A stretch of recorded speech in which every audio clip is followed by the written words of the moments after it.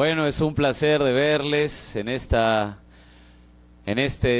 noche. Bueno, estamos en esta serie de Navidad porque queremos tener claro qué cosa es la Navidad.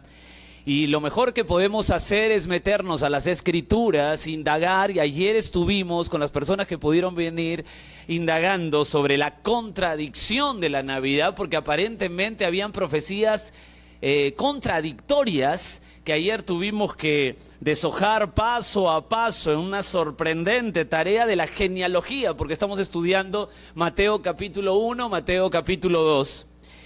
Y hoy vamos a hablar de la esencia de la Navidad.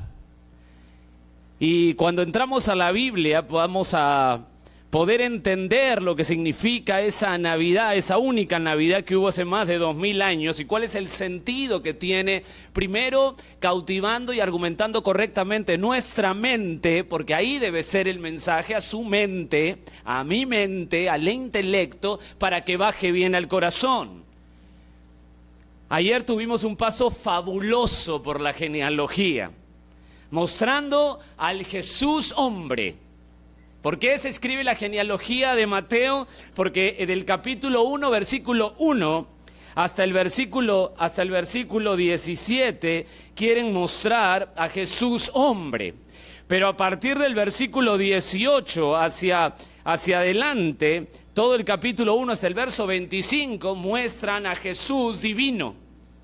El humano primero, divino, genealogía humana, de ahí lo divino. Y hoy vamos a analizar desde el versículo 18 hacia el versículo 25, pero déjame darte a manera introductoria un poquito, porque quiero que sigas el recorrido que ayer tuvimos desde el capítulo 1, versículo 1 hasta el versículo 17. Quiero leerte ahí en Mateo 1, 16 lo siguiente: y Jacob engendró a José, marido de María. Escucha cómo relata. Ayer vimos los que estuvieron aquí, que la palabra de Dios es milimétrica. Cada palabra está puesta por Dios. Entonces, este versículo es muy importante, entender cada detalle. Y Jacob engendró a José. ¿Quién es José? Marido de María, de la cual nació Jesús, llamado el Cristo. Si tú te posas bien, tu mirada está ahí, o si es que me estás escuchando, no dice que Jacob engendró a José y de José vino Jesús llamado el Cristo, no. Da un paréntesis, da una aclaración. Dice ahí, no solo de José vino Jesús, sino que José, marido de María, de la cual, damas y caballeros, eso es un femenino, marido de María, de la cual nació Jesús. No está hablando ahí directamente de José. Y eso es lo que quiero marcarte a manera introductoria. Presta atención que esto es tremendo de la genealogía. No pude dejar la genealogía desde ayer, porque esto es maravilloso. Presta atención a esto. En primer lugar, si hubiera reyes en esa época, es decir, si tú te das cuenta en la genealogía, va a haber la línea. Ayer vimos desde la línea de Fares, la línea de Rom, Aram, Aminadab, y toda esa línea son línea de reyes.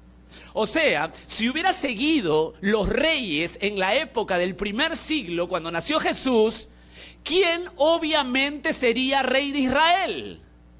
Según la línea sería José. José le tocaba ser rey de Israel. O sea, la única persona capaz de poder ser el padre terrenal del Mesías era José.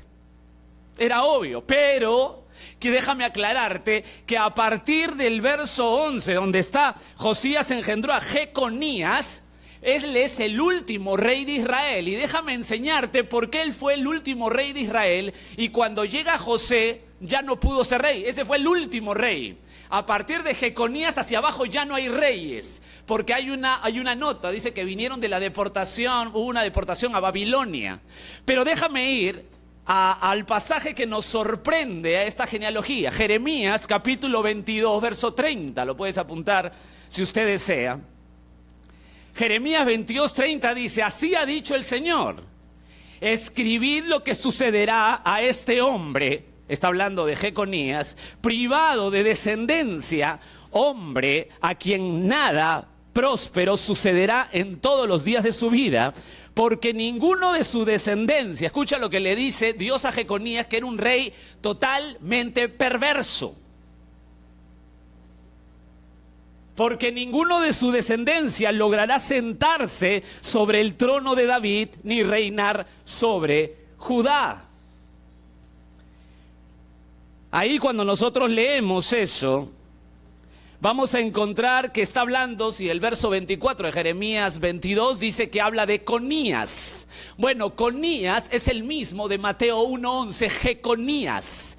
Mateo 1:11 dice, Josías engendró a Jeconías y a sus hermanos en el tiempo de ¿qué?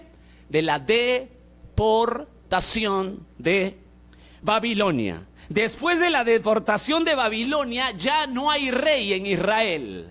¿Por qué? Porque Dios había dicho que el último sería Jeconías y después de Jeconías ya no tendría descendencia. No está diciendo que no tenga hijos, lo que está diciendo es que nadie más será rey después de él. Por eso que en la línea de reyes, por favor, pon tu mente sumamente estirada, porque esto es vital para el nacimiento de Jesús. La Biblia es milimétrica. Y eso es lo que quiero mostrarte para que tu mente se llene de la palabra de Dios, entendiendo que la Biblia no tiene paralelos, fue escrita por Dios. Esa línea de reyes llega hasta José, entonces el único que podía ser el padre del Mesías tenía que ser José. Si Jeconías no tuviera ese juicio de Dios, José sería rey de Israel. Pero, si hay un pero ahí, la Biblia dice que vino de José, marido de María, de la cual nacería el Cristo. Pero para que Jesús sea el rey real, no solamente humano, sino divino, tenía que venir a través de María. Tú sabes que María no estaba en la línea de Fares, de toda la línea que hemos visto hasta aquí, hasta Jesús, pero María era descendiente de David, por otro hijo, no venía por Salomón, sino por otro hijo, pero era descendiente, o sea, tenía que ser descendiente para que Jesús pueda ser no solo rey con toda claridad, sino también rey eterno, celestial, a través de María, como vamos a ver. Es ahí, con ese entendimiento, que llegamos al relato que marca la esencia de la Navidad. Ya vimos a Jesús humano en su genealogía, en su línea genealógica, desde el versículo 1 hasta el versículo 17, pero hoy vamos a ver al Jesús divino. Si solamente nos quedamos hasta el versículo 17, tú a Jesús lo podrías nombrar rey terrenal quizá, pero no podría salvarte. La Navidad única que hubo no tendría sentido para ti hoy.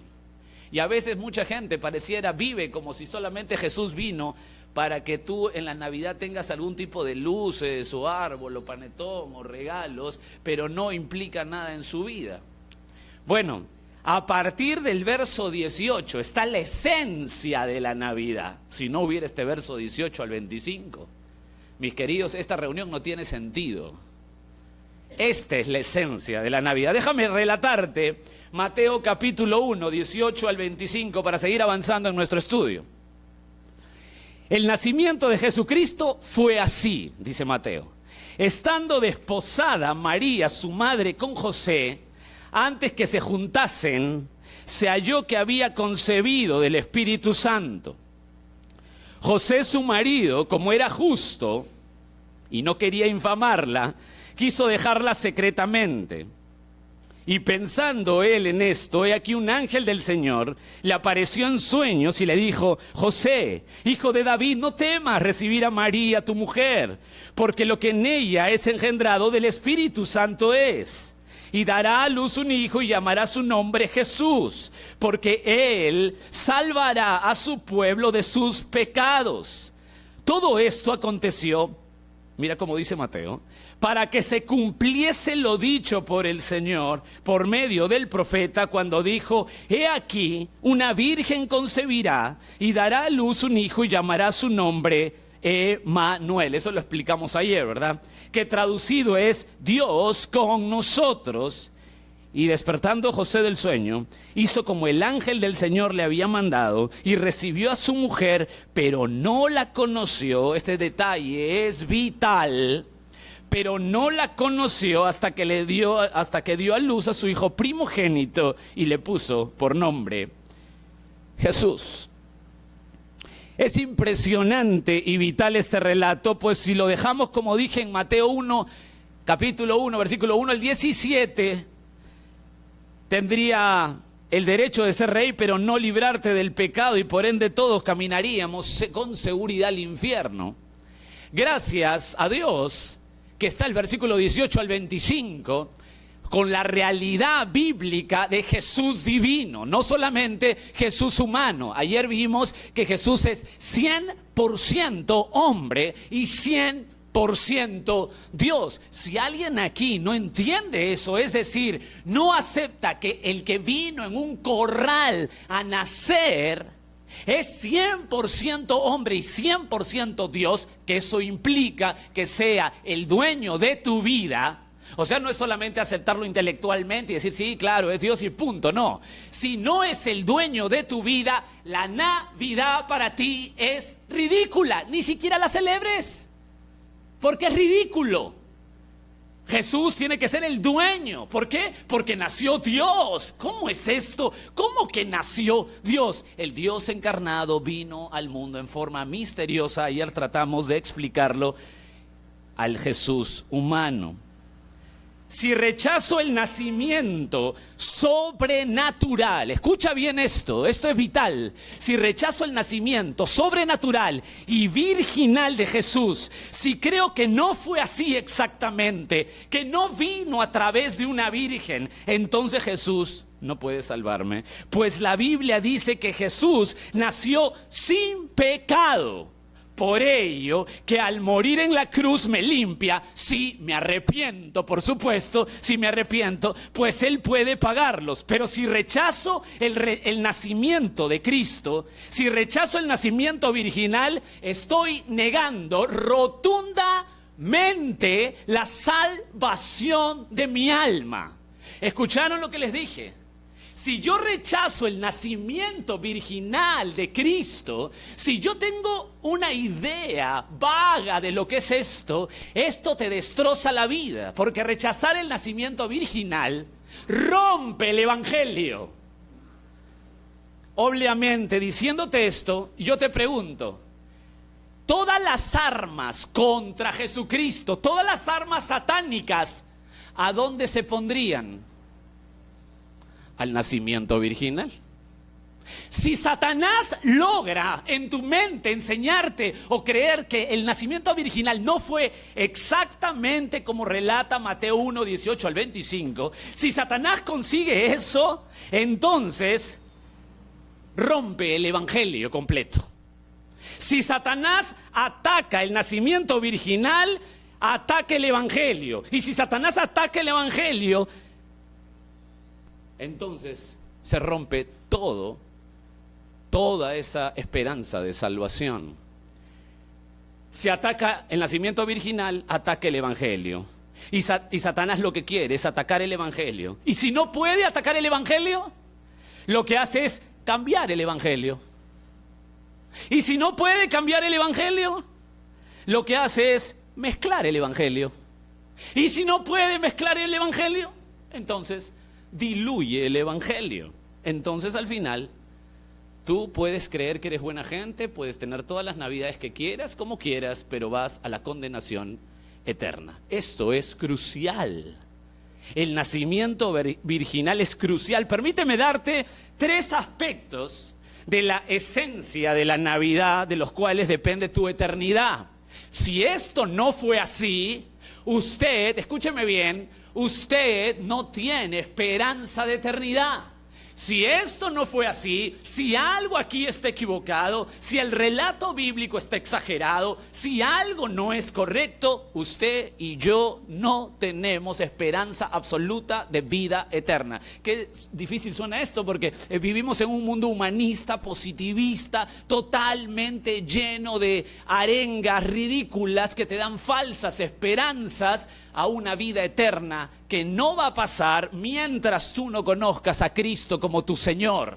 Señor, la predicación es a Cristo como Señor, dueño, amo de la vida de las personas y por ende, y como resultado, Salvador.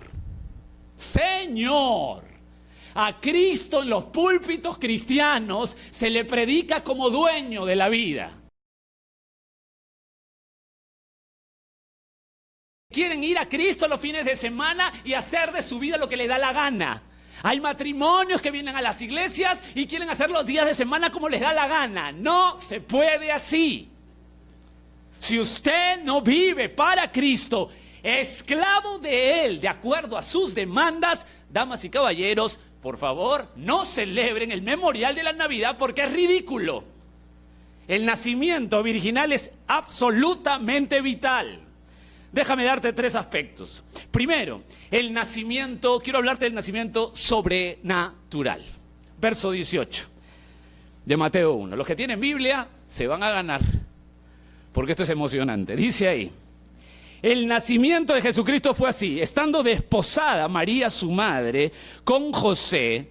Siempre en el relato bíblico vas a encontrar, nunca aparece, ahí está Jesús, hijo de José. Nunca dice eso en la Biblia. Siempre relacionan a María, su madre, mas no José, su padre. Eso es muy interesante porque el peso del Jesús divino lo tiene porque viene a través de una virgen, que ya voy a explicar. Antes que se juntasen, se halló que había concebido del Espíritu Santo, dice el verso 18. Déjame darte algunas notas para este nacimiento sobrenatural que son impactantes. La primera de ellas, la palabra nacimiento. Lo que está refiriéndose aquí Mateo está comenzando a relatar el lado divino. Mira el verso 1 de Mateo 1, o yo te lo leo. Libro de la genealogía de Jesucristo, hijo de David, hijo de Abraham. Lo que está haciendo en Mateo 1:18 es hacer el contraste. Como ya dijimos, presenta a Jesús primero humano y ahora da el contraste del nacimiento de Jesús divino. Hace ese contraste muy fuerte hablando del lado divino. El nacimiento divino es tan importante que ha sido, como dije, muy atacado. Déjame darte algunos relatos de cómo le hablaban a Jesús. ¿Tú quieres saber cómo le hablaba la gente en el primer siglo a Jesús?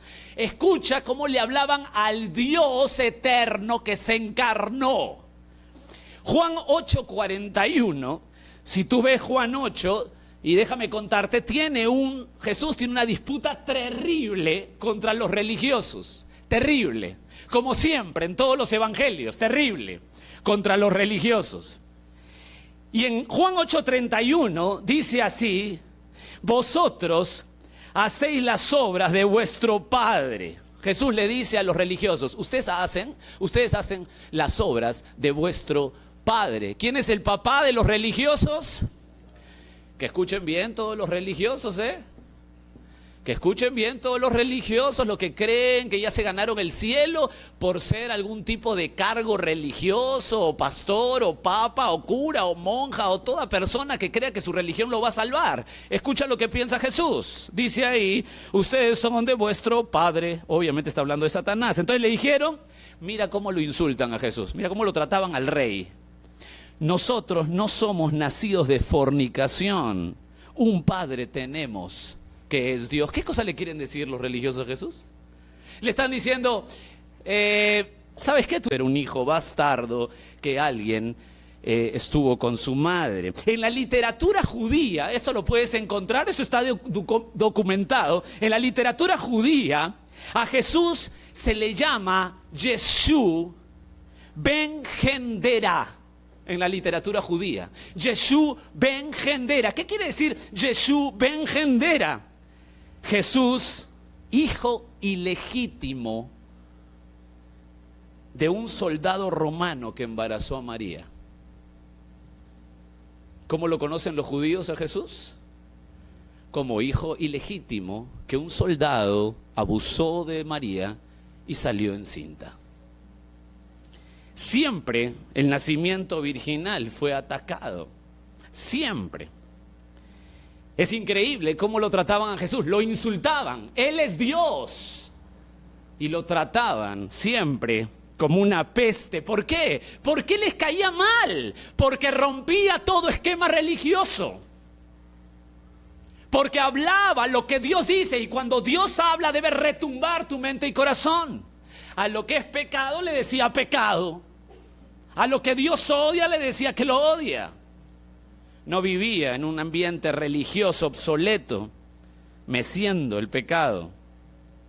Déjame ponerte el término desposada, que es muy importante. Y hay tantos, pero tantas luchas por este término de María, ¿no? Desposada. Desposada. Si tú ves ahí el verso 18, dice: el nacimiento de Jesucristo fue así, estando desposada María, su madre. ¿Qué significa la palabra desposada? ¿Era su esposa, sí o no? ¿Qué cosa es esto? Bueno, déjame explicarte y llevarte 2000 años atrás para que sepas lo que está pasando. En Israel, para el matrimonio, habían 2 etapas. La primera etapa era el Kiddushin, así se llamaba la primera etapa, que iba entre 6 a 12 meses más o menos. Era la preparación para el matrimonio. Estaban comprometidos, pero obviamente como no estaban absolutamente unidos, el hombre no podía tocar a la mujer, pero estaban comprometidos. Es como si el matrimonio tuviera 2 partes, matrimonio 1 y matrimonio 2. Y estaban en el matrimonio 1. Eso era Kiddushim. La segunda etapa del matrimonio se llamaba Jupa, con J, Jupa. ¿Qué cosa era el Jupa? Era 7 días de boda. La boda en Israel en el primer siglo era, ¿cuánto duraba? 7 días. Todo lo pagaba el papá de la novia. Todo lo pagaba. Por eso que tú vas a encontrar que en el antiguo Israel se pagaba dote, o el papá juntaba y decía, bueno, ¿cuánto das por mi hija? Y tú dices, qué sinvergüenza es este papá. No, lo que pasa es que la boda duraba 7 días y el padre se encargaba de pagar todo. Si te acordarás, Jesús asistió a una boda y se acabó el vino. Dicho sea de paso, un día vamos a explicar qué tipo de vino era eso, porque a través de esos versículos nosotros tenemos un pensamiento raro con el cristianismo. Pero ¿por qué Jesús hizo el milagro del agua en vino? Porque para una boda de 7 días, cuando no había vino, era un insulto a la gente. Duraba 7 días, era el jupa, se llamaba. Y ahí en los 7 días se realizaba la consumación del matrimonio en la intimidad sexual. Entonces teníamos 2 partes, para hacer el resumen. Kiddushim, de 6 a 12 meses, que era la etapa donde estaban totalmente comprometidos como matrimonio 1. Tú los veías y eran compromiso, era un matrimonio previo, digamos, era un matrimonio 1 donde el hombre no tenía derecho a tocarla. Y la segunda parte, el jupa, donde ya estaba íntimamente, sexualmente relacionado marido y mujer. Obviamente, tú me dices, Jorge, ¿en qué etapa estaba José y María? ¿En qué etapa estaban? Kiddushim, pues, obvio, Kiddushim. No la había tocado. Mira el verso 18 otra vez. El nacimiento de Jesucristo fue así, estando desposada María, su madre, con José, antes que se juntasen, estaban en el Kiddushim. Mira el verso 20. Y pensando él en esto, he aquí un ángel del Señor le apareció en sueño y le dijo: José, hijo de David, no temas recibir a María tu mujer, porque lo que en ella es engendrado del Espíritu Santo es. Porque él decía, la tengo que dejar en secreto. Era tan justo este hombre que no quería difamarla, no quería acusarla. Algunos autores que no están muy bien informados dicen que José no la quiso acusarla porque si no la apedreaban. Pero eso no es así. en las leyes del Antiguo Testamento apedreaban a la persona que había fornicado. Pero a través del tiempo se había perdido la vigencia en la religión judía sobre algunas normas estrictas del Antiguo Testamento. Y cuando llegamos al siglo I, Israel no tenía esa norma. Lo que sí había era un divorcio previo, digamos. Y ella quedaba pésimo. Por eso que José no quería dejarla. Algunos dicen no la quiso dejar porque para que no la maten. No es así. Ya en ese tiempo habían leyes del Antiguo Testamento que a través de la historia los religiosos aplastaron tanto que ya no tenían cabida, ya no hacían caso literalmente. Entonces lo que pasaba aquí es que si la gente se enteraba que María estaba encinta y no de su esposo, porque ya era comprometido en el Kiddushin, entonces la iban a repudiar y a rechazar toda la sociedad. Entonces José la quiso dejar. Mira el verso 25, por favor, de Mateo capítulo 1. Pero no la conoció, mira qué claro es esto que estaban en el Kiddushin. Y tú dices, ¿por qué estamos estudiando esto? Porque es importantísimo que tú entiendas este nacimiento virginal. Pero no la conoció hasta que dio a luz a su hijo primogénito y le puso por nombre Jesús. Yo quiero hacer una nota aquí. Cuando tú lees esto en el texto original, lo que está aludiendo el autor es que José no la conoció hasta que nació Jesús. O sea, la inferencia clara en el texto griego es que cuando nació Jesús, después que nació Jesús, José llegó al Jupa, o sea, sí tuvo relaciones con María. Eso no lo digo yo, es el texto bíblico.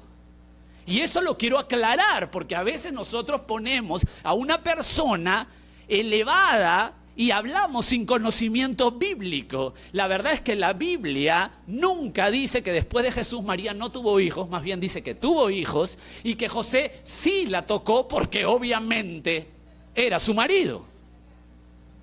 Y eso quiero aclararlo. Entonces ya saben lo que es desposado. Estaban en el Kirushim, no en el Jupa, y era claro que a María no la habían tocado. Era claro. ¿Por qué es tan importante que no la toquen? Pues el Mesías tenía que venir limpio al mundo. ¿Por qué hablas esto? ¿Cómo podría ensuciarse? Bueno, el Salmo 51:5 dice esto: he aquí, en maldad he sido formado y en pecado me concibió mi madre. ¿Qué pasa? ¿Qué extraño versículo es este? Lo que pasa es que la unión natural de un hombre con una mujer, escúchenme bien todos, la unión natural de un hombre con una mujer, aún sea lícitamente en el matrimonio, es decir, si nos remontamos 2000 años, aún sea en el Jupa, no exime al nuevo ser de adquirir el pecado por la maldición de Adán y Eva. Por ello tenía que ser una virgen. ¿Qué hubiera pasado si José hubiera tenido con María, su hijo, en el Jupa, correctamente, legalmente casados? Salía Jesús del vientre. ¿Qué hubiera pasado? Damas y caballeros, si eso hubiera pasado, usted va al infierno sin esperanza. Porque nadie que nace infectado de mal puede pagar por otro infectado de mal. ¿Escucharon lo que les dije? Es imposible que alguien ponga la vida por usted, un ser humano, y usted se libre del infierno por esa muerte. Imposible. ¿Por qué? Porque simplemente yo también, usted también está infectado. ¿Alguien aquí no ha nacido de papá y mamá? Qué pregunta tan absurda, ¿verdad? Todos hemos nacido, por ahí alguien me dice, no, es que yo nací in vitro. Bueno, igualito, espermatozoide, óvulo. Cuando hay esa unión, el pecado se produce. Entonces es obvio que la única manera que tenía que venir el Dios eterno, limpio, a este mundo, era a través de una virgen. Por ello que enfatizan que Jesús es hijo de María. Su madre, siempre encontrarás. Y vino su madre y sus hermanos. Nunca dice, y vino su padre, vino su madre y sus hermanos.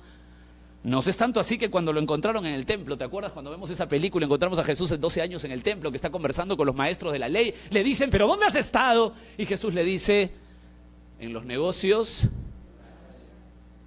No era de José, era en los negocios de su padre. La referencia clara y la claridad mental de ese niño de 12 años, que era Dios. Increíble. Si usted no cree en el nacimiento virginal de Jesús, está fuera de Dios y cerca a la perdición. Esto es tan importante. La gente está esperando la Navidad, el 24 de diciembre en la noche, para hacer una cena. Está esperando la Navidad como si no pasara nada, como si fuera una fecha que siempre, cada año hay que celebrarla porque sí. Damas y caballeros, eso no tiene nada que ver con la realidad. Jesús es el Hijo de Dios. Es sobrenatural. Si Jesús fue ordinario, si alguien piensa que Jesús fue ordinario, si su nacimiento fue ordinario, no tiene poder para salvar a las personas de la condenación eterna. Y si no tuvo padres terrenales, no puede ser 100% hombre. Y si no vino de un nacimiento virginal, no puede ser 100% Dios. Déjame darte el punto 2, no solamente el nacimiento sobrenatural, sino el nacimiento escritural. Esto me encanta. Verso 22 y 23 de Mateo 1. Todo esto, dice el autor, aconteció para que se cumpliese lo dicho por el Señor por medio del profeta,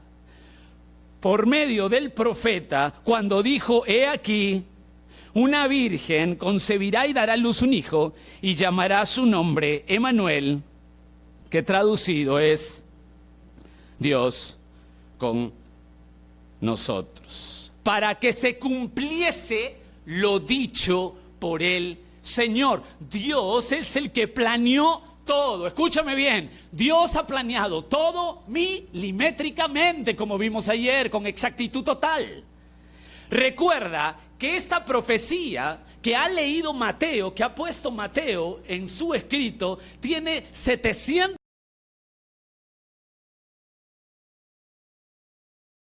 Es decir, Mateo recuerda lo dicho por Isaías 700 años antes, hablando del nacimiento virginal de Jesús. Dios siempre así. Es tan claro el plan de Dios que cuando el apóstol Pedro, esto es muy importante, predica por primera vez en Hechos capítulo 2, donde se abre la iglesia. ¿Cuándo empieza la iglesia? En Hechos capítulo 2. Y empieza la apertura de la iglesia. Pedro dice en el primer discurso: varones israelitas, oíd estas palabras. Jesús Nazareno, varón aprobado por Dios entre vosotros con las maravillas, prodigios y señales que Dios hizo entre vosotros por medio de él, como vosotros mismos sabéis, a este, entregado por el determinado consejo y anticipado conocimiento de Dios, a quien prendiste y mataste por manos de inicuos, crucificándole. ¿Qué? Dios había planeado milimétricamente el nacimiento, la muerte de Cristo así, damas y caballeros, sí. Es incomprensible para nosotros. Está fuera de nuestra mente humana limitada. Pero Dios en la eternidad hizo un plan milimétrico. Hermanos queridos, amigos queridos, el no entender esto de Dios da como resultado la perdición, a la condenación eterna. La gente cree que hay que venir a Cristo porque es una opción buena para portarme bien. Usted no puede portarse bien. Es un pecador vil y miserable que merece el infierno igual que yo. Desde que nace. Usted tiene que venir a Cristo como Señor y entender que milimétricamente Dios ha puesto su palabra para que usted tenga una esperanza de vida eterna.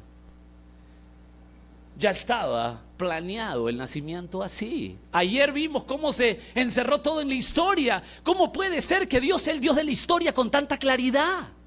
milimétricamente. Efesios 1:11 dice lo siguiente: en Él, o sea, en Jesús, tuvimos herencia, habiendo sido predestinados conforme al propósito del que hace todas las cosas según el designio de su voluntad. Es bien curioso cuando preguntan, ¿cómo sé que estoy haciendo la voluntad de Dios? Qué miedo no hacer la voluntad de Dios. No voy a hacer que si no hago la voluntad de Dios, Él no pueda cumplir sus planes. Damas y caballeros, eso es imposible. Dios siempre va a cumplir sus planes sin esperar que usted y yo hagamos lo que Él quiere. Él es tan tremendo y Dios. Por eso que es tan ridículo que alguien aquí quiera orar para torcerle el brazo a Dios o cambiarle de plan a Dios. Justamente mañana en la mañana vamos a hablar de la fe y se van a dar cuenta que la fe no es un poder para hacer mi futuro ni producir mi futuro. Ten fe para salvarte, ten fe para sanarte, ten fe para prosperar, ten fe, ten fe. Eso no es la fe. Eso es mundano, no es la fe. Mañana lo vemos en la mañana. Pablo habla de las bendiciones en Efesios 1 de los que conocen a Jesús. Y dice que todo está en el designio de su voluntad. Apocalipsis 13:8, el libro que a muchos les encanta, Apocalipsis, dice esto en un pasaje, una porción tétrica, oscura, donde la gente quiere adorar al diablo. Dice esto: y le adoraron todos los moradores de la tierra, cuyos nombres no estaban escritos en el libro de la vida del Cordero. Escucha esta frase: que fue inmolado desde el principio del mundo. ¿Qué, cómo? ¿A Jesús no lo sacrificaron hace 2000 años? Sí, pero estaba planeado desde el principio. Mis queridos, Dios tiene un plan absoluto, total. Mateo está tan impresionado con la exactitud bíblica del nacimiento tan exacto que él, ¿sabes cuántas veces utiliza referencias del Antiguo Testamento en su carta a Mateo? Utiliza 50 pasajes del Antiguo Testamento en su carta. Está tan extasiado de la Escritura. Y mis queridos, si aquí hay gente que no está extasiada de la Escritura, si piensan que conocer a Dios es algo así como que un rayo va a cambiar mi vida, o como que una circunstancia va a mejorar, o que hay que tenerle esperanza a un futuro incierto, y como que hay mucha gente que asiste a la iglesia porque cree que va a caminar en la vida y de pronto Dios por ahí le va a cambiar, o hay gente que se la pasa todo el día pidiéndole: Diosito, Diosito, ayúdame, ayúdame, ayúdame, pero no tiene nada con la Escritura. Damas y caballeros, Dios no va a venir un rayo para cambiarte. Si no vas a la Escritura, si no te rindes a su palabra, si no entiendes tu mente que Él es dueño, planeó todo desde la fundación del mundo, entonces ese nacimiento escritural no está en tu corazón y estás fuera de la verdadera Navidad. Jesús ilustra su nacimiento divino por las Escrituras. O sea, si alguien pesa su palabra, es la de Jesús. Y Jesús tiene una otra bronca con los religiosos, para variar. Y Él le ilustra su nacimiento divino diciendo que Él es Dios encarnado. ¿Qué? ¿Qué se los dijo? No. Jesús siempre no fue claro. Tenía ahí como que lo decía medio difuso. No.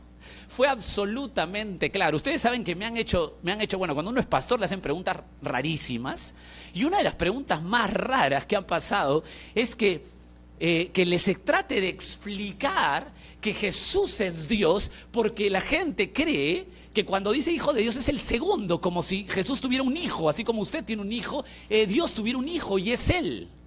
No. Eso no puede ser así. Eso es una rareza. Las personas que preguntan eso, obviamente con sinceridad puede ser, pero no han entendido la Escritura, no se informan de la Escritura.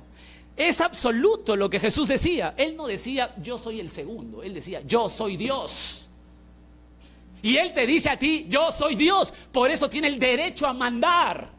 Por favor, escúchame bien. Él tiene el derecho a mandar en tu vida. Tú no le haces un favor. Él es el dueño. Y escucha cómo Jesús les habla a los religiosos. Eso está en Mateo 22, 41.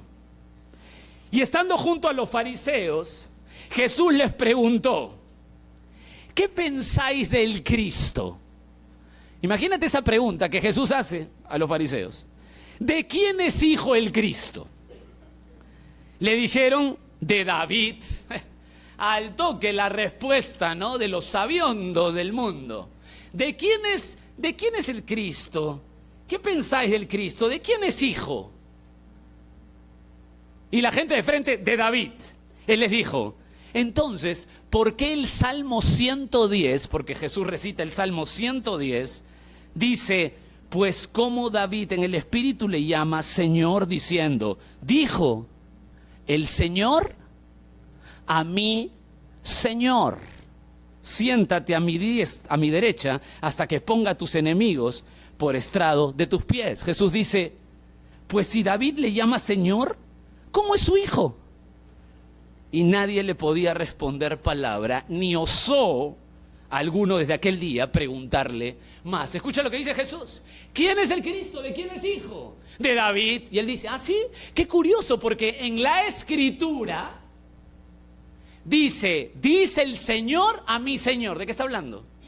Porque el Salmo 110 dice el Señor a mi Señor, siéntate a mi diestra. ¿Por qué? Porque dice el Señor Padre a mi Señor Jesús. Jesús es Dios. Esto es absoluto. Nadie más pudo confrontarlo. El nacimiento escritural es vital. La Biblia tiene que pesar ante todo argumento de este mundillo corrupto. Si usted en su mente no tiene la Escritura como su vida, damas y caballeros, tenemos que ser claros en este mundo tan relativo, tan difuso y con una religión cristiana extraña, positivista y psicológica. Quiero decirte que si no tienes a la Escritura como el que manda en tu vida, no tienes a Cristo y no tienes a Dios en tu vida. La Navidad, como dijimos bien, come bien pavo y panetón, porque si no es así no te va a servir de nada, de nada. El nacimiento escritural, damas y caballeros, si no crees que lo que dice la Escritura de Jesús, si no crees que es exacta, si no crees en el nacimiento virginal, si no crees que Él es el dueño, damas y caballeros, no importa qué religión tengas, no importa qué iglesia vayas, estás fuera de Dios. Qué terrible es esto. Y en último lugar, el nacimiento salvador. Vimos en primer lugar el nacimiento sobrenatural, el nacimiento escritural, y en tercer lugar la esencia de la Navidad tiene el nacimiento salvador. Verso 21 de Mateo 1 dice: y dará a luz un hijo y llamará su nombre Jesús. ¿Qué cosa quiere decir Jesús? Salvador. Él salvará, porque Él salvará a su pueblo de sus pecados. Escucha la relación. Jesús, porque Él salvará a su pueblo, ¿de qué? ¿De qué? Damas y caballeros, Jesús vino con un solo propósito: salvar al pueblo de sus pecados. Repito, esto es una claridad bíblica. ¿Tú quieres saber por qué vino Jesús? ¿Por qué celebramos el memorial de la Navidad en una fecha que ni siquiera es, como mañana vamos a enseñar? ¿Tú sabes por qué hacemos ese memorial? ¿Por qué se nos ocurre? Porque un día el Dios eterno, viendo una humanidad caída que va al infierno desde que nace, vino planeado desde antes de la fundación del mundo a hacerse carne, a hacerse vida, a ser limitado como tú y yo, para poder salvar una humanidad pecadora. Él no vino a que te sientas bien. Él no vino a acabar con tu depresión. Él no vino a que tengas una vida tan feliz y tan próspera. Él no vino a que tú te compares con el mundo. Él vino para poner murallas frente a este mundo corrupto. Él vino a sacarte del infierno, en donde caminas con toda seguridad, si es que no ha nacido Jesús en tu corazón. Esto es absolutamente importante. ¿Por qué vino Jesús al mundo? Para salvarte. Salvarte del infierno. Romanos 5:12 dice lo siguiente, escucha lo que dice Romanos. Por tanto, como el pecado entró en el mundo por un hombre, o sea, por Adán, y por el pecado la muerte, así la muerte pasó a todos los hombres. ¿Por cuánto? Todos pecaron, damas y caballeros, todos somos pecadores de nacimiento. Todos somos pecadores de nacimiento. Nadie se salva de eso. Todos somos pecadores. ¿Sabes cuál es el problema más grande y la mentira más grande que tenemos hoy? ¿Y por qué es tan difícil el evangelio de Jesús? Porque la gente cree que es buena gente. Hay gente que va a la iglesia porque está haciendo un favor a Dios, porque se siente cómodo ahí, porque la pasa bien y porque aprende. Pero no entiende que Jesús quiere ser el dueño de tu vida o nada. Oye, mis queridos, si pudiera ser más claro con esto, si pudiéramos ser más claro con esto, Jesús no viene a que tengas en tu corazón un bailetongo así como están en las calles. Jesús viene a que tú mueras a ti mismo, porque estás condenado de nacimiento. Eso es tan importante. El nacimiento virginal es gravitante. Usted y yo desde que nacemos somos viles pecadores. Usted va a destruir su vida y su familia en forma natural. Por ello vino Jesús. Jesús significa el que salva. Jesús lo puede salvar. Damas y caballeros, Jesús vino para que no vayas al infierno, el cual es el destino seguro y eterno de todos. Los que nacen, crecen, se reproducen y mueren. Hay que agregarle el infierno. La gente está caminando en un hilo. La gente está en peligro. Esto es urgente. Hay gente aquí que seguramente se está muriendo. Está caminando al infierno, es su última oportunidad. Tú tienes que venir a Jesús. La esencia de la Navidad es que Jesús nació en un corral para morir y pagar tus pecados. ¿Cómo puedes hacer esta Navidad tuya? Arrepiéntete. Él tomó nuestros pecados. Él nació de una virgen, nació limpio. Él nunca pecó. Escúchame bien. Él nunca pecó. Nunca. El Hijo Santo de Dios. Era un problema para los padres quizá, porque veían a los hijos todos defectuosos y veían a este muchacho que nunca pecó. ¿Qué problema para los padres? José seguramente tantas veces se habrá sentido un inútil corrigiéndolo porque se había equivocado él. ¿Qué problema? Él nunca pecó, creció sin pecado, vivió sin pecado, murió sin pecado, pero él se hizo pecado. Él no tenía pecado y se hizo pecado. Él no tenía suciedad como usted y yo, pero se hizo sucio. El Dios limpio se hace sucio. ¡Qué glorioso evangelio! ¿Qué es este Dios? Todos los dioses paganos inexistentes, lo que hacían a las tribus. Por eso que usted ve la cultura maya igualito que la cultura egipcia. ¿Qué tenían que ver? No tengo idea, pero todos tenían su centro donde mataban a la gente. ¿Por qué mataban? Porque los dioses tenían que satisfacer, tenían que darles sacrificios. Los dioses demandaban sacrificios. Son dioses inexistentes, son dioses satánicos detrás de toda falsa doctrina y enseñanza linda, agradable, que no sea bíblica. Está Satanás envuelto y les enseñaba que hay que matar a la gente para satisfacer a los dioses antiguos. Por eso que los mayas, los incas, los egipcios, todos son igualitos, no se conocían, pero son igualitos. ¿Por qué? Porque era manejado por Satanás. Dioses pedían sacrificios humanos. Pero ¿qué es este Dios?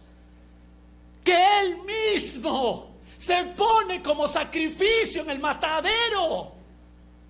¿Quién es este loco Dios que no pide sacrificios humanos? Él mismo se baja, siendo Dios, se hace limitado, se hace pobre, se hace totalmente débil y va al matadero. ¿Qué es este Dios? Este Dios es el único que puede cambiar tu vida. No si asistes a una iglesia, no si vas a un grupo de estudio. Él puede cambiar tu vida si te rindes a Él, si le entregas todo lo que eres. Si no le entregas todo, tú estás barnizando tu vida y caminarás a la condenación. ¿Qué Dios es este? ¿Qué Dios es este?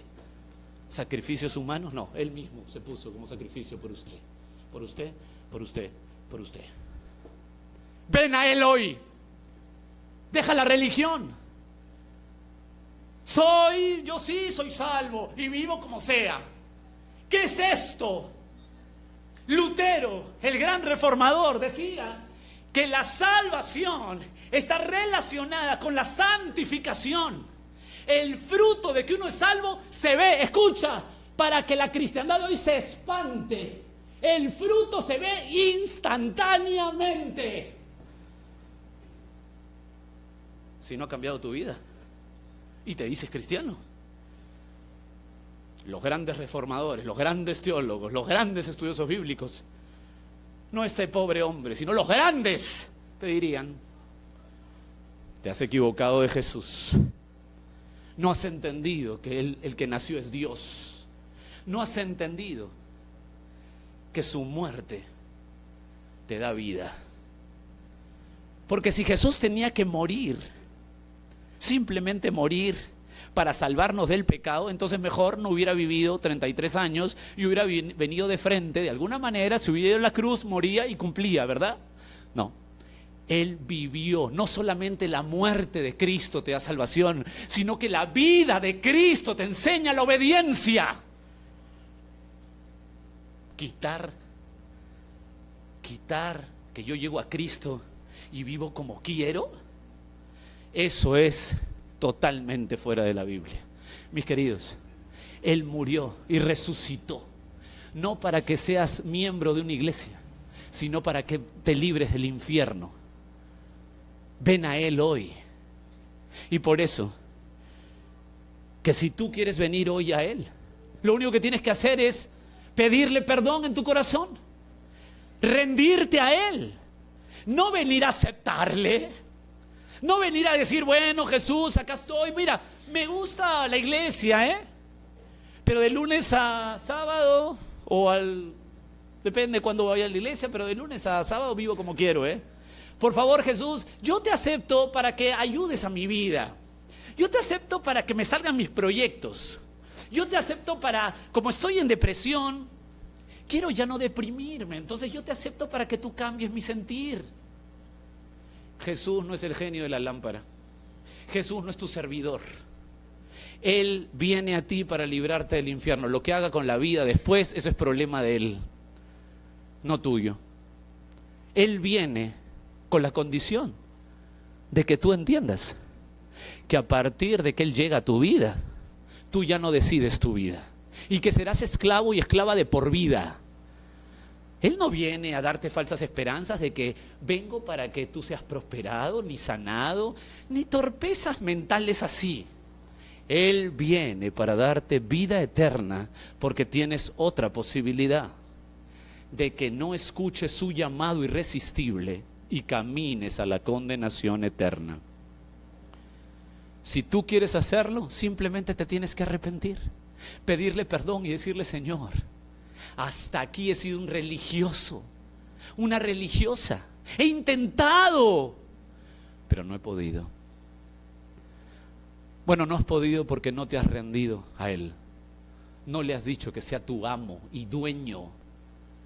Hoy puede ser tu última oportunidad. Nadie tiene la vida comprada. Estuve con un hombre hace unas horas, donde en su casa su padre amaneció muerto. Y él me dijo: nadie tiene la vida comprada, de pronto pasa.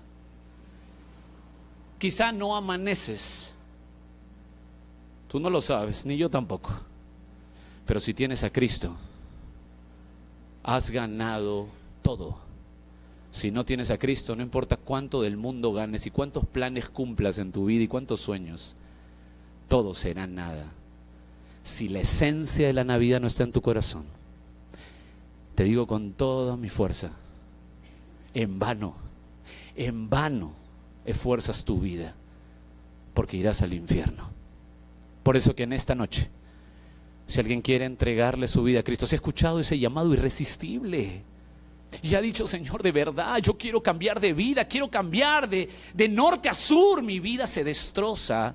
Si alguien quiere hacerlo, si sabe que Dios lo está llamando, no un pastor, no una iglesia, no alguien, sino que Dios lo está llamando a una vida diferente. No importa cuántos años tengas, ni quién seas, damas, caballeros, jóvenes, hay mucha gente que va a la iglesia constantemente y siguen enfermos, listos para el infierno. Hay mucha gente que llena iglesias y están perdidos. ¡Ríndete! Si escuchas la voz de Dios, hazlo. Por eso que en esta noche, si alguien lo quiere hacer, solamente ahí en su sitio, ponga su mano en alto.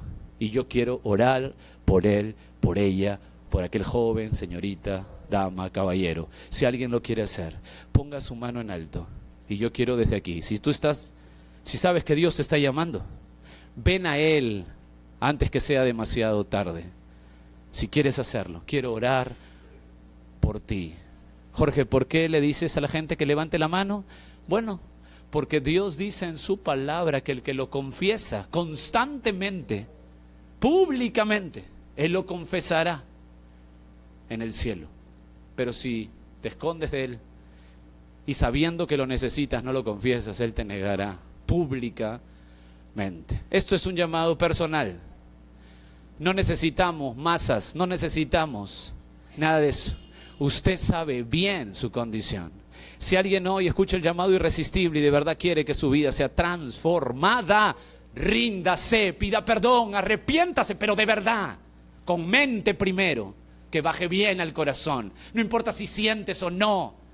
Si tú hoy quieres ese cambio que la Biblia garantiza a los que Él llama, pues hoy te pido, si lo quieres hacer, levanta tu mano. Yo quiero orar por ti. ¿Hay alguien que quiere hacerlo esta noche? Si lo quieres hacer, déjame darte esa oportunidad. Tú sabes tu vida, tú sabes quién eres, pero no llegues a Jesús para aceptarle. El llamado es un radical cambio, es morir a ti, se acabó tu vida. Suicidio a tu autoestima, tu ego, se acabó tu vida. No quiero que nadie decida emocionalmente, porque esa responsabilidad la tengo delante de Dios. Pero si Dios te está llamando, no importa quién seas, hoy entrégale tu vida. Si alguien lo quiere hacer, ponga su mano en alto rápidamente y oramos para terminar. ¿Alguien quiere hacerlo? Si alguien dice yo quiero a Cristo de verdad y sabe que no vive en Cristo, ponga su mano en alto y yo quiero orar por él. ¿Alguien más quiere hacerlo?